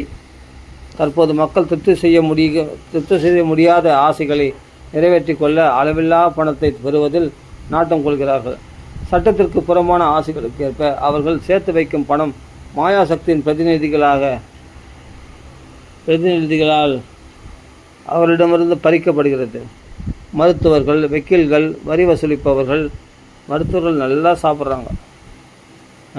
ஒரு சின்ன டெஸ்ட் எடுத்து போனால் அவன் இல்லாத வியாதிலாம் சொல்லி பயமுறுத்தி அதை செய்யணும் இதை செய்யணும் அதை பண்ண அந்த டெஸ்ட்டு இந்த டெஸ்ட்டு காசியில் பார்த்து அப்புறமா ஏதோ உறுப்புகள்லாம் வேறு பிடிங்கிறாங்களாமே அது வேறு கேள்விப்படுறோம். அதை அதை வேறு வித்துடுறாங்களாம். இது போல் திருட்டு டாக்டர்கள் இது போல் பத்திரிகையில் படிக்கிறோம், செய்திகளில் கேட்குறோம். அட கடவுளே, ஏதோ டெஸ்ட்டுக்குன்னு போய் ஏதோ இது பண்ணி போய் கட்சியில் பார்த்தா உறுப்புகளை திருடுறாங்க. இது மாதிரி அப்புறம்லாம் இது போல் கள்ளத்தனம்லாம் நடக்குது. அவள் பெரிய பெரிய இடத்துலையே அப்போ நடக்குதுன்னும் போது பயமாக இருக்குது. அப்போ ஏதோ ஒரு சின்ன ஒரு வியாதிக்காக ஹாஸ்பிட்டலுக்கு போனால் அது கண்ணு மூக்கு வச்சு பெருசாக்கி இல்லாத டெஸ்ட்டில் பணத்தை தீட்டுருவாங்க லட்சக்கணக்கில். அப்படி தான் கட்சியில் அழகிறோம். ஒன்று இது போல் மருத்துவ செலவுக்கு பணத்தை செலவு பண்ணுறான், இல்லைன்னா வக்கீல் செலவுக்கு கோர்ட்டு கேஸுன்னு அலையிறான். ஏன்னா குடும்பத்தில் ஒத்துமை இல்லாமல் அண்ணன் தம்பிக்குள்ளே சண்டை போட்டு கோர்ட்டு கேஸு வக்கீலுக்கு ஃபீஸ் நல்லா சம்பாதிக்கிறாங்க. இப்படிப்பட்ட பணத்தாசை பிடிச்ச இருக்கிற வரைக்கும் வக்கீல்கள் நல்லா சாப்பிட்றாங்க, மருத்துவர்கள் நல்லா சாப்பிட்றாங்க அப்படின்னு சொல்கிறாரு இங்கே. அப்போது மருத்துவர்கள், வக்கீல்கள், வரி வசூலிப்பவர்கள் இந்த பற்றிலாம் ஆமாம் சமூக இயக்கங்கள், சட்ட அமைப்புகள், போலி சாமியார்கள் இவங்களாம் கூட நல்லா சம்பாதிக்கிறாங்க. இது மாதிரி ஏமாளிகள்லாம் நல்லா கிடைச்சாங்கன்னா, அதுவும் பெண்கள் நல்லா ஏமாறதுக்கு தயாராக இருக்காங்க. அவங்களாம் சாமியார் காலில் கொட்டுறதுக்கு தயாராக இருக்காங்க. பணமாக கொட்டிட்டு அவங்க கொண்டு போய் அவ்வளோ நம்பிக்கை. அப்படி ஏமாறதுக்கு ஜனங்க இருக்குது. சாமியார்கள் நல்லா ஏமாத்துறாங்க. மெயினாக பார்த்தா அவங்களுடைய இடங்கள்லாம் கூட தானம் பண்ணுறாங்க. அந்த இடங்கள்லாம் வளைச்சி போட்டுடுறாங்க இந்த சாமியார்கள். இப்போ சமூக இயக்கங்கள், சட்ட அமைப்புகள், போலி சாமியார்கள், பஞ்சம், பூகம்பம் போன்ற பெரும் துன்பங்களே மாயா சக்திகளின் பிரதிநிதிகளாகும். இவங்கெல்லாம் ஏற்பட்டு நம்ம செல்வத்தை அழிக்கக்கூடிய இந்த மாயா சக்திகளின் பிரதிநிதிகளாக செயல்படுதான். சரிவரை பயன்படுத்தப்படாத பணம் மாயா சக்தியின் இத்தகைய பிரதிநிதிகளால் பறிக்கப்படுவதற்கான பல்வேறு எடுத்துக்காட்டுகள் உள்ளன. அதுதான் எடுத்துக்காட்டுறது நேரில் பார்க்குறோமே நம்ம தான். பகவானின் தொண்டிற்கு பயன்படுத்தப்படாத பணம் மேற்கூறியவாறு இயற்கையின் பல்வேறு சீற்றங்களால் அழிக்கப்படுகிறது. இத்தகைய உண்மைகளை உணரவியலாத மக்களை இறைவனின் சட்டங்கள் மூடனாக்குகின்றன. முறையான பராமரிப்புக்கு தேவையான பணத்திற்கும் மேலாக எதையும் எந்த இயற்கையின் விதிகள் நமக்கு அனுமதி அளிப்பதில்லை. ஒவ்வொரு உயிர் வாழும் ஜீவனும் அதற்குரிய உணவையும் இருப்பிடத்தையும் பெற தேவையான ஏற்பாடுகள் இயற்கையின் விதிகளால் செய்யப்படுகின்றன. இவங்க இயற்கையாகவே இவங்களுக்கு பரம்பராகதமாக வீடு இருக்கும், சொத்து இருக்கும், எல்லாமே இருக்கும். ஆனால் பேராசை இருக்கிறதுல திருப்தி அடைய தெரில. அதனால் பகவான் எப்படியோ படியாக இருந்தாலும் அவங்களுக்கு யாரையும் பட்டினி போடல. ஒரு மரம் செடி கொடி கூட பட்டினி போடல. அவர்களை விட விசேஷமான மனுஷன். இவங்கள பட்டினி போட்டுருவோம். எல்லாருக்கும் எல்லாம் கொடுத்துருக்காங்க. ஆனால் திருப்தி அடையலை. ஆடம்பர தேவைகள் எல்லாம் அத்தியாவசிய தேவைகளாக மாற்றிட்டோம். இன்றைக்கி காலகட்டத்தில் தங்கம் இப்போ அத்தியாவசிய தேவையாகி போச்சு. அதுக்காக எவ்வளோ விலை கொடுத்து வாங்கணும்னா அப்போ தங்க விலை தான் ஏறும். அதை டிமாண்ட் பண்ணுவாங்க அதிகமாக. ஏன்னா நீ ஜனங்களுடைய மோகத்தை புரிஞ்சுக்கிட்டு, வீக்னஸை புரிஞ்சுக்கிட்டு அதனுடைய விலையை ஏற்றுறாங்க எல்லாமே. நம்ம தானே அதை தூக்கி விட்டோம், வேறு யார் தூக்கி விட்டோம்? அப்போது அது அத்தியாவசிய தேவையாகி போச்சு பாருங்க. தங்கம் எல்லாமே மருந்து இப்போ அத்தியாவசிய தேவையாகி போச்சு. சாப்பாடு கூட ஒன்று சாப்பாடு இருந்ததே இல்லையோ, மாத்திரை இவங்களுக்கு கரெக்டாக இருந்தது. மருந்து மாத்திரை அவங்களுக்கு சாப்பாடு கூட முக்கியம் இல்லை, மருந்து மாத்திரை இருந்தால் தான் உயிர் விஷயம் முடியும். ஏன்னா அந்த மருந்து மாத்திரை ஒரு தடவை பழக்கப்படுத்திட்டா அது இல்லை, அப்புறமா பழக்கமாகிடுச்சுன்னா அந்த மருந்து மாத்திரை இல்லாமல் இவன் உயிர் வாழ முடியாது அப்படின்ற கண்டிஷனுக்கு வந்துட்டான். எல்லாமே மாறி போச்சு. அதான் சொல்கிறார், முறையான பராமரிப்புக்கு தேவையான பணத்திற்கு மேலாக எதையும் இயற்கையின் விதிகள் நமக்கு அனுமதி அளிப்பதில்லை. ஒவ்வொரு உயிர் வாழும் ஜீவனும் அதற்குரிய உணவையும் இருப்பிடத்தையும் பெற தேவையான ஏற்பாடுகள் இயற்கையில் விதிகளால் செய்யப்படுகின்றன. எல்லாம் நம்மளுக்கு கரெக்டாக தான் பகவான் கொடுத்துருக்காரு. ஆமாம், அதில் திருப்தி அடையதில்லை. ஆனால் அனைத்து உயிரினங்களின் தந்தையுமான இறைவனால் அமைக்கப்பட்ட ஏற்பாடுகள் திருப்தி செய்ய முடியாத ஆசைகளை உடைய மனிதர்களால் சிதைக்கப்படுகின்றன. புரியுதுங்களா? உயிர் வாழும்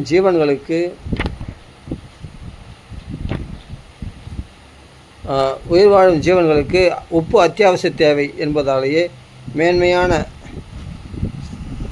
பகவானால் உப்பு நிறைந்த கடல் காற்றையும் வெளிச்சத்தையும் கடவுள் போதுமான அளவில் தந்துள்ளார். யார் வேண்டுமானாலும் கடலிலிருந்து எவ்வளோ உப்பு வேண்டுமானாலும் பெறலாம். உப்பு கூட விலை கம்மி தான். ஆனால் நமது தேக அமைப்பின்படி தேவையான அளவிற்கு மேல் உப்பை நம்மால் ஏற்றுக்கொள்ள முடியாது. அதிக அளவு உப்பு சேர்ப்பின் உணவு உப்பு கரிக்கிறது. குறைந்த அளவில் உப்பு சேர்ப்பின் உணவு ருசிப்பதில்லை. மாறாக தேவையான அளவில் மட்டுமே உப்பிட்டால் நமது உணவு ருசியாக இருப்பதோடு அல்லாமல் நமக்கு ஆரோக்கியமும் தருகிறது. இயற்கை வளங்கள் கலப்படம் அடைவதாகவும் வற்றி வருவதாகவும் தற்போது மக்கள் கவலை கொண்டுள்ளார்கள். உண்மை யாதெனில் தேவையான இயற்கை வளம் இருப்பினும் பேராசையாலும் துஷ்பிரயோகத்தாலும் நமக்கு பகவான் கொடுத்த சுதந்திரத்தை துஷ்பிரயோகத்தாலும் நம்மளுடைய பகவான் கொடுத்த பணத்தை துஷ்பிரயோகம் பண்ணுறதுனாலையும் அனைத்தும் வீணாகின்றது. கிருஷ்ண உணவிற்கான வழிமுறை ஏற்கப்படாத வரையில் அனைத்து மனித குலத்தின் திருப்தி செய்ய முடியாத ஆசைகளினால் சீர்குலைக்கவே படும் என்பதை இயற்கை வளங்களை பாதுகாக்கும் கொள்கை உடையவர்களும் சுற்றுப்புற சூழ்நிலையை உயிரினங்கள் வாழ்வதற்கு ஏற்புடையதாக வைத்திருக்க விரும்புபவர்களும் புரிந்து கொள்வதில்லை. நான் படிச்சுனே போனால் கொஞ்சம் போர் அடின்னு நினைக்கிறேன். இது கொஞ்சம் விளக்கமாக சொன்னால் கொஞ்சம் நல்லாயிருக்கும். சரிங்களா? அதனால் ஆசை தான் காரணம். அதுவும் திருப்தி செய்ய முடியாத ஆசைகளினால் சீர்குலைக்கவே படும் என்பதை இயற்கை வளங்களை பாதுகாக்கும் கொள்கை உடையவர்களும் சுற்றுப்புற சூழ்நிலையை உயிரினங்கள் வாழ்வதற்கு ஏற்படுவதாக வைத்திருக்க விரும்புபவர்களும் புரிந்து கொள்வதில்லை. இயற்கை வளம் என்னன்னா ஆர்கானிக் ஃபுட்டு இல்லையா? அதை பாதுகாக்கிற முயற்சி நம்ம யாருமே பண்ணுறதில்லை. ஏதோ அப்பப்போ சாப்பாடு கிடச்சது தான். அதுதான். அப்போ சுற்றுப்புற சூழ்நிலையை உயிரினங்கள் வாழ்வதற்கு ஏற்புடையதாக வைத்திருக்க விரும்புபவர்களும் புரிந்து கொள்வதில்லை. அடுக்குமாடி வீடு கட்டிடுறான், கிராமங்கள்லாம் அழிச்சிட்டான், கழனிகள்லாம் அழிச்சிட்டான், எல்லாம் ஃப்ளாட் போட்டு விற்றாச்சு. இனிமேல் இயற்கை வளங்கள் எங்கே கிடைக்க போகுது? எல்லாம் செயற்கை வளங்கள் தான். யூரியா, அதில் மருந்து போட்டு அடி, பூச்சி மருந்து. பூச்சி சாவதோ இல்லை, மனுஷன் சாவறான் சீக்கிரமாக ஹார்ட் அட்டாக்கில். பிபி சுகர் சுலபமாக வந்துடுது எல்லாருக்கும். ஏன் அதெல்லாம் அட்டாக் ஆகுது? எல்லாம் சாப்பிட்றதெல்லாம் உணவெல்லாம் மருந்து சாப்பாடு. அப்போ என்ன ஆகுது? அப்போ சுற்றுப்புற சூழ்நிலை உயிரினங்கள் வாழ்வதற்கு ஏற்படுவதாக வைத்திருக்க விரும்புவவர்களும் புரிந்து கொள்வதில்லை. ஏன்னா அவர் பகவானுடைய பக்தியில் வந்தால் தான் எல்லாமே செழிப்படையும். இன்னும் செழிப்படையாது. இப்போ செயற்கையாக செழிப்படையும்படி செய்கிறாங்க மருந்து போட்டு. 3 போகம் விளையிறது, வருஷத்தில் 1 போகம் விளையிறது, 3 போகம் விளையிற மாதிரி பயிர்கள்லாம். ஏன் எல்லாம் மருந்து அது இது போட்டு, அதாவது சீக்கிரமாக விளைச்சல் வந்துடும். கதிரெலாம் பெருசாக வருதோ இல்லையா, சின்ன முட்டிக்கால் வரது உடனே கதிர் வந்துடுது. அதில் உடனே அறுவடை பண்ணு, அவ்வளோதான். அது சத்து உள்ள உணவா சத்து இல்லாத உணவா அதெல்லாம் தேவையில்லை. அது ருசி உள்ள உணவா ருசி இல்லாத உணவா அதெல்லாம் தேவையில்லை. அதில் அந்த உணவுனால் மக்களுக்கு சுகர் வராமல் இருக்குமா, டயபெட்டிஸ் ஆகிறாங்க, சோறு நிறைய சாப்பிடக்கூடாது, ரைஸ் நிறைய சாப்பிடக்கூடாதுன்றாங்க டாக்டரு. இதெல்லாம் ஏன் வருது? கலப்படம். அப்புறம் என்னென்னா மரபணு மாற்றப்பட்ட தானியங்கள், மரபணு மாற்றப்பட்ட பழங்கள், எல்லாமே சத்து இல்லாத, வீரியமில்லாத தானியங்களை சாப்பிட்றதுனால உடம்பு நோய் தான் வருமே தவிர ஆரோக்கியம் வராது. ஒரு தக்காளி பாருங்கள், உண்மையான தக்காளி கிடையாது, எல்லாம் மரபணு மாற்றப்பட்டு. அதுதான் நாட்டு தக்காளி. நாட்டு தக்காளி எப்படி இருக்கும் தெரியுமா? எவ்வளோ புளிப்பாக இருக்கும் தெரியுமா? ஒரு தக்காளி போட்டால் போதும், குழம்பே சூப்பராகிடும். புளியே போட மாட்டாங்க. இந்த சாம்பார் அவ்வளோ டேஸ்ட்டாக இருக்கும். இன்றைக்கி உப்பு போட்டு டேஸ்ட் பண்ணிட்டாங்க சாம்பாரை. அவ்வளோ தக்காளி போட்டாலும் ருசியாக வர மாட்டேங்குது. என்ன பண்ணுறது? உப்பு போட்டு டேஸ்ட் பண்ணிடுறாங்க. உப்பு காரம் அது இது போட்டு எப்படி டேஸ்ட் வர வைக்கிறாங்க. ஒரு சாம்பார் தாளிச்சாங்கன்னா அவ்வளோ மனமாக இருக்கும். பக்கத்து வீட்டிலலாம் சாம்பார் தாளிக்கிறதுன்னு தெரில, ஒன்றும் தெரில. வாசனையாது கெஸ்னியாது எதுவுமே கிடையாது, ஒன்றுமே கிடையாது. வாசனையும் கிடையாது, ஒன்றும் கிடையாது. ஏதோ சப்புன்னு ஏதோ ஒரு உணவு வயிற்றில் போடுதா, அவள் தான்.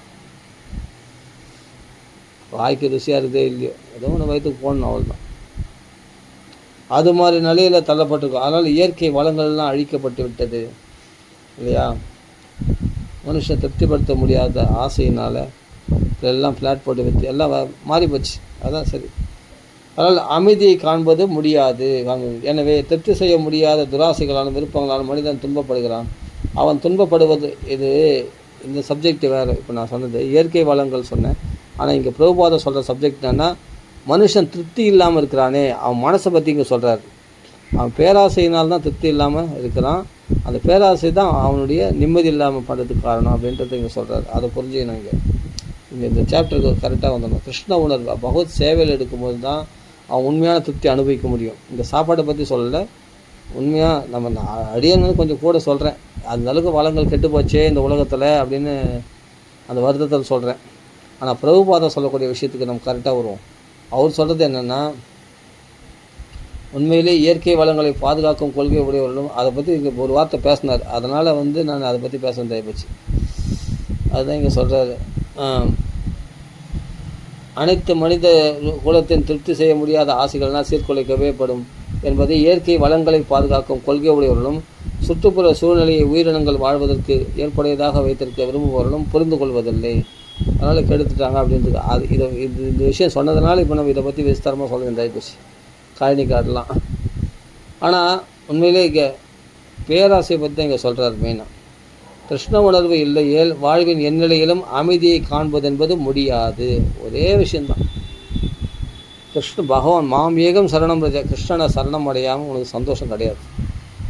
பகவானை சந்தோஷப்படுத்தாமல் உனக்கு நீ சந்தோஷமாக இருக்க முடியாது. இதுதான் பாயிண்ட். அதுக்கப்புறம் நீ அந்த அப்புறமா இல்லை நான் சந்தோஷத்துக்கு காரணம் அது சரியில்லை, இது சரியில்லை, அந்த பொருள் சரியில்லை, இதெல்லாம் நீ சும்மா, இதெல்லாம் உண்மை, அது சரியில்லை இது சரியில்லைலாம் காரணம் கிடையாது. நீ கிருஷ்ண பக்தி செய்யாமல் இருக்குதே அதுதான் காரணம். அதுதான் இங்கே சொல்கிறார். கிருஷ்ண உணர்வு இல்லையே வாழ்வின் சூழ்நிலை எந்நிலையிலும் அமைதியை காண்பது என்பது முடியாது. எனவே திருப்தி செய்ய முடியாத துராசைகளாலும் விருப்பங்களாலும் மனிதன் துன்பப்படுகிறான். அவன் துன்பப்படுவதோடு அல்லாமல் ஸ்ரீமத் பாகவதத்தில் பசுவிற்கு ஒப்பிடப்பட்டிருக்கும் அவனது உறைவிடமான பூமாதேவியையும் துன்பத்திற்கு உள்ளாக்குகிறான். ஒரு முறை இந்தியாவில் உள்ள புகழ்பெற்ற சாமியார் ஒருவரிடம் மனித சமுதாயத்தின் துன்பங்களுக்கு கடவுள் காரணமா என கேட்கப்பட்ட போது அதற்கு அவர், இத்துன்பங்கள் யாவும் கடவுளின் லீலைகளே என்றார். உயிர் வாழும் ஜீவன் ஏன் கர்மத்தின் நியதிகளுக்கு உட்படுத்தப்பட வேண்டும் என கேட்டபோது அவரால் சரிவர பதிலளிக்க முடியவில்லை. தங்களை கடவுளாகவே பாவித்து கொள்ளும் அத்வைதவாதிகளாலும் அருவவாதிகளாலும் இத்தகைய கேள்விகளுக்கு திருப்திகரமான பதிலளிக்க முடியாது. அவர்களது தவறான விளக்கங்களால் மக்களை திருப்திப்படுத்த முடியாது. பகவான் அனைத்து சமய நூல்களிலும் லீலா புருஷோத்தமர் அதாவது பரமபுருஷான பகவான் பரமபுருஷான பகவான் என்றே வர்ணிக்கப்பட்டுள்ளார். அதாவது லீலா புருஷோத்தமர் அதாவது பரமபுருஷான பகவான் என்றே வர்ணிக்கப்படுகின்றார். அவர் இயல்பாகவே தெய்வீக லீலைகளில் ஈடுபட்டுள்ளார். வேதாந்த சூத்திரங்களில் அவர் ஆனந்தமயோ அப்பியாசாத் என வர்ணிக்கப்பட்டுள்ளார். அத்வைதிகளும் அருவவாதிகளும் தங்களுடைய தவறான கொள்கைகளை நிரூபிப்பதற்காக இந்த சூத்திரத்தை பல்வேறு வகைகளில் திரித்து கூற முயற்சிக்கிறார்கள். எப்படி இருப்பினும் ஆனந்தத்தை தனியாக அனுபவிக்க முடியாதென்பதே உண்மை. பல வகைப்பட்ட வேறுபாடுகள் இன்பம் நுகருவதற்கு அவசியமாகிறது. உதாரணமாக, நகரத்திலுள்ள பல வகை அம்சங்கள் மலர்களை ஈர்க்கிறது. அழகிய வீதிகள், கட்டிடங்கள், சினிமாக்கள், பூங்காக்கள், ஊர்திகள்னால் அதை வாங்கணும், வியாபாரம், தொழில், உணவு வகைகள் என பல வகை அம்சங்களால் கவரப்படுவது இயற்கையே. மக்கள்லாம் நகரம் மனிதனால் உருவாக்கப்படுகிறது, ஆனால் கிராமமோ இறைவனால் உருவாக்கப்படுகிறது என்று ஆங்கில கவிஞர் கௌபர்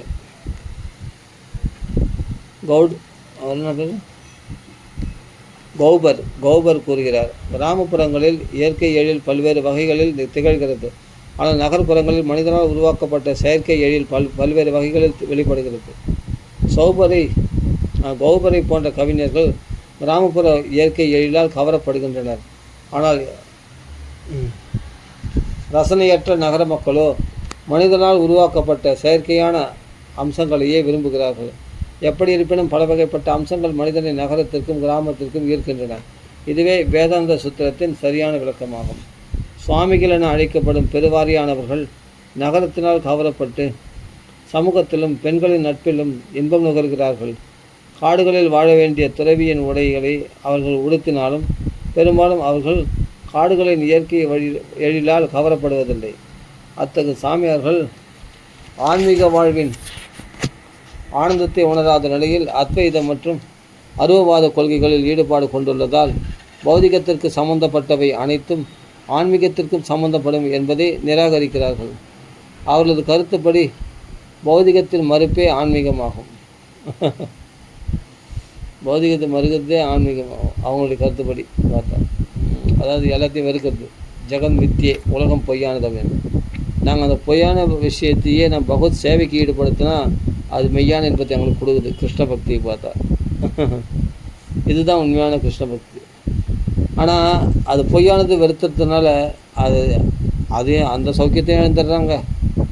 அப்புறமா அவர் மோட்சம் அடையாமல் போயிடலாம் பக்கம் இல்லாமல். ஆனால் நம்ம என்ன பண்ணுறோம், அருமையான ருசியான உணவுகளை பகவானுக்கு நைவேத்தியம் பண்ணி இந்த உலக சௌக்கியத்தை அனுபவிக்கிறதுன்னு நம்ம சொல்கிறோம். இல்லை, ஆன்மீக சௌக்கியத்தை பிரசாதத்தை பகவத் பிரசாதமாக நம்ம அனுபவிக்கிறோம். அப்போ நம்ம சுகவாசியாக இருக்கிற மாதிரியும் தோணுது. அதே சமயத்தில் நம்ம ஆன்மீகளில் தூய நிலையில் இருக்கிறோம். இவர்கள் எல்லாத்தையும் திறந்தவர்கள் இந்த இயற்கை வளங்களை பகவானுக்கு எப்படி அர்ப்பணிக்கிறதுன்னு தெரியாமல் இருக்கிறவங்க அருவவாதம் எல்லாத்தையும் விட்டுட்டு துறவியாக போயிட்டு பட்டினி பசங்க கஷ்டப்பட்டு இறைவனை தேடுறாங்களாம். கிடைச்சிட்ட இறைவன் பக்தர்களுக்கு, கிடைக்காத இறைவன் அருவவாதிகளுக்கு. அவங்க தேடிட்டு இருக்கிறாங்க. நேற்று எல்லாத்தையும் ஒதுக்கிட்டு அது இப்படியாப்பட்டது அது புத்தி கெட்டாதது தான் அதனுடைய தன்மையை. அப்படி தெரிஞ்சுக்கிறது தான் பகவானை தெரிஞ்சுக்கிறது தான். இதெல்லாம் முட்டாள்தனம். அதனால் பௌதிகத்தின் மறுப்பே ஆன்மீகமாகும். ஆனால் அவருடைய கருத்துப்படி. ஆனால் உண்மை என்னவெனில் ஆன்மீகத்தின் தலைகீழ் பிரதிபலிப்பே பௌதிகமாகும். உண்மையான ஆனந்தம் கடவுள். உண்மையான ஆனந்தமே கடவுள் தான், பகவான் தான். கடவுளை மறுப்பவர்கள் அத்வைதிகள். இறைவனுக்கு உருவம் இல்லைன்னு சொல்கிறவங்க. அப்போ கிருஷ்ணனை மறுக்கிறாங்க. அப்படின்னும் போது இவங்களுக்கு எப்படி உண்மையான ஆனந்தம் கிடைக்கும்? ஏற்கனவே தெரிவிக்கப்பட்டது போல மேலான பகவான் சச்சிதானந்த விக்கிரகம் ஆவார். இயற்கையிலேயே இன்பம் நிரம்பியவர். இதனால் அவர் தனது வேறுபட்ட சக்திகளால் பகுதிகளாகவும் முழுமையாகவும் தன்னைத்தானே வியாபகப்படுத்திக் கொள்கிறார். பகவான் வரம்பில்லா மெய்ப்பொருள் ஆவார். அவர் தன்னிகர் அற்றவர். ஆனால் ஒரே சமயத்தில் ஒன்றாகவும் மாறுபட்டும் விளங்கும் அவருடைய பல வகைப்பட்ட சக்திகள், பகுதிகள் மற்றும் முழுமையான பாகங்கள் என அனைத்தையும் தன்னுள் கொண்டவர். அவர் இயற்கையிலேயே இன்பம் நிறைந்தவர். ஆகையால் அவர் தன்னைத்தானே பல்வேறு வழிகளில் வியாபகப்படுத்திக் கொள்கிறார். மேலும் இவ்வியாபகங்களின் நடவடிக்கைகளே அவரது தெய்வீக பொழுதுபோக்குகள் அல்லது லீலைகள் எனப்படுகின்றன. எவ்வாறாயினும் இந்த லீலைகள் குருட்டுத்தனமானவையோ அல்லது ஜடமானவையோ அல்ல. அவை முழுவதும் கருத்து பொதிந்தமை, சுயேட்சையான செயல்களையும் பிரதிபலங்களையும் முழுவதுமாக வெளிப்படுத்துபவை. வரம்பில்லா மெய்ப்பொருளின் பல்வேறு வகையான சக்திகளின் செயல்கள் மற்றும் பிரதிபலங்களின் சிக்கலான நிலைகள் ஒரு பெரும் விஞ்ஞானத்திற்கான கருப்பொருளை உண்டாக்குகின்றன. இவ்விஞ்ஞானமே கடவுளை பற்றிய தெய்வீக விஞ்ஞானம் எனப்படுகிறது. மேலும் அவ்விஞ்ஞானத்தில் ஆர்வமுள்ள மாணவர்களுக்கு பகவத்கீதை ஆரம்ப பாட புத்தகமாகும். பகவத்கீதை ஆரம்ப பாட புத்தகமாகும். புத்திசாலியான ஒவ்வொரு மனிதனும் இத்தெய்வீக விஞ்ஞானத்தில் ஆர்வம் கொள்ள வேண்டும். உண்மையில் பெரும் முனிவர்களின் கருத்துப்படி மனித பிறவி இந்த விஞ்ஞானத்தை அறிவதற்கென்றே ஏற்பட்டதாகும். முனிவர்களின் கருத்துப்படி மனித பிறவி எதுக்கான இந்த விஞ்ஞானத்தை, இந்த அனுபவத்தை, தெய்வீக அனுபவத்தை அறிவதற்கென்றே ஏற்பட்டதாகும். இதுவே பிரம்மத்தை பற்றி விளம்புவதற்கான சரியான நேரம்.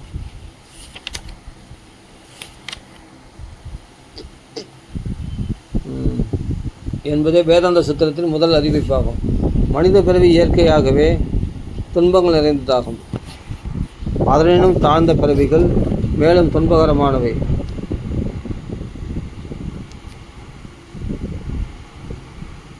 நம்ம இதோட பூர்த்தி பண்ணி மணி 1 மணி நேரம் மேலே ஆகிப்போச்சு. சரி, இதோட பூர்த்தி பண்ணிப்போம். நம்ம மேலே உள்ள விஷயங்கள் அப்புறம் படிக்கலாம். ஹரே கிருஷ்ணா. ரொம்ப ஆழ்ந்த கருத்துக்கள் படிக்கிறது. நானும் ஃபாஸ்ட்டாக படிக்கிறேன். அப்படி படித்தா விட நிறைய விஷயங்கள் படிக்கிறதுக்கு அப்புறம் படிக்கலாம். ஹரே கிருஷ்ணா. ஸ்ரீ பிரபாதிக்கு ஜெய். சீதாபதி ராம ராம ராம ராம ராம ராம ராம ராம. ஸ்ரீ ராமநாத की जय, आश्रय स्वामी की जय, सगल साधु की जय, राम राम राम।